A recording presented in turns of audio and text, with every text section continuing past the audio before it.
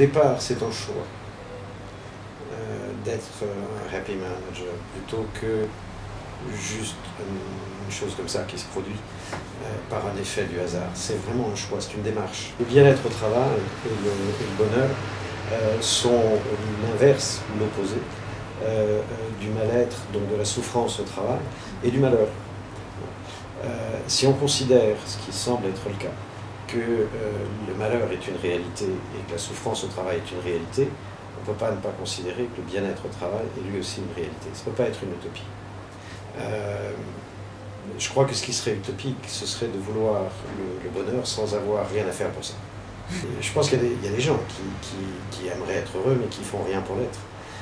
Et c'est pour ça que je vous disais, c'est vraiment une démarche. La démarche vient de soi, parce qu'on ne peut pas décréter que vous allez être heureux. Mais ce qu'il y a de sûr, c'est qu'un manager qui est plutôt un happy manager, donc quelqu'un de plutôt heureux, qui est bien dans sa peau et bien dans son métier, etc., a autour de lui généralement des gens comme ça aussi. À l'inverse, des managers malheureux qui ont du mal-être, qui sont acariâtres, qui sont ça nous donne les fameuses typologies dont je parlais dans le bouquin, où je termine d'ailleurs toujours sur une typologie en disant pour être heureux, cette personne devrait faire ceci ou faire cela, changer ceci ou changer cela. Dans la démarche au départ, je vous le disais, il y a le choix d'être heureux. Une des capacités pour être heureux, c'est celle d'être suffisamment lucide par rapport à ce qu'il y a de bien et ce qu'il n'y a pas de bien, et de voir les deux choses. La question, c'est de se dire, est-ce que je suis là où je souhaitais être?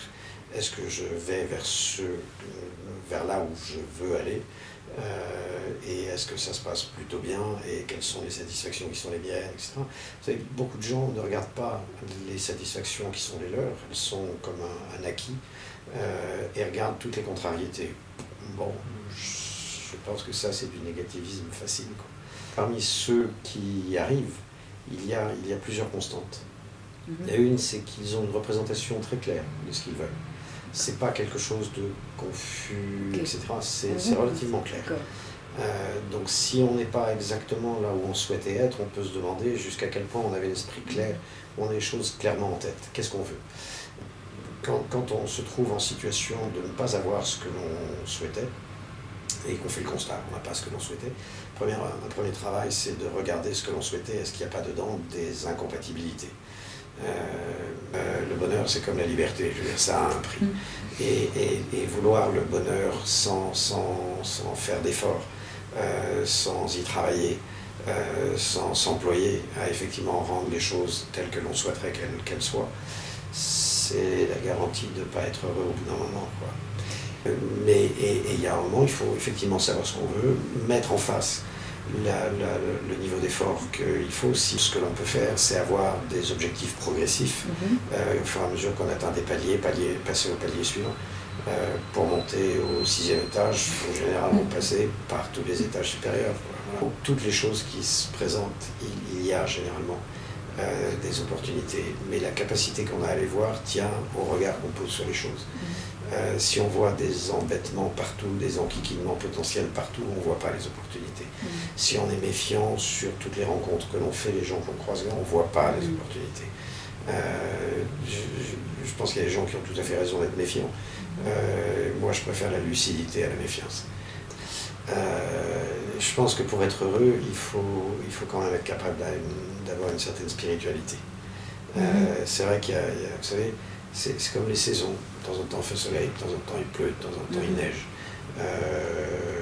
Et si on n'est pas capable d'aimer toutes les saisons, il vaut mieux aller dans des pays dans lesquels il n'y a qu'une saison, et de préférence celle qu'on aime. Voilà. Ce qui permet d'être le plus sûrement malheureux, c'est le goût de la facilité. Oui. Mais je suis bien obligé de constater qu'il y a des gens qui développent un mental fort et qui ne se laissent pas abattre, y compris par des trucs très durs, et il y en a d'autres qui cherchent des coupables à leur situation et qui ne sont pas plus avancés lorsqu'ils les ont trouvés.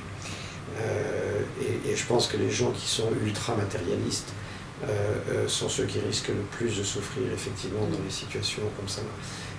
C'est des choses qu'on apprend tout petit. Mais quand on tombe de cheval, il y a deux sortes de personnes, il y a ceux qui remontent et ceux qui ne remontent pas. Voilà. Et pour remonter sur le cheval, c'est uniquement une question mentale. je crois que la capacité qu'on a dans la vie à vraiment vouloir quelque chose, et après à se donner les moyens de le faire est importante. Et puis, pour être heureux, il faut vouloir l'être.